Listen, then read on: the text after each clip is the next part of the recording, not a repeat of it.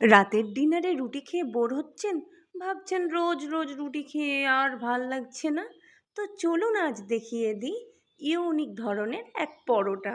হ্যাঁ, পরোটা আপনারা অনেক রকমই খান, কে কে আমার মতো এই পেঁয়াজ আর ধনেপাতা দিয়ে পরোটা খেয়েছেন প্লিজ কমেন্ট করে জানাবেন। আর যারা জানেন না তাদের জন্য নিউ রেসিপি।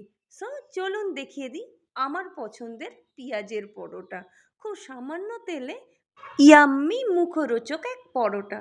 সো আমি প্রথমেই ময়দাটা মেখে নিয়েছিলাম, তার মধ্যে পেঁয়াজ ধনেপাতা আর কাঁচা লঙ্কা মিক্স করে পুর বানিয়ে নিয়েছিলাম।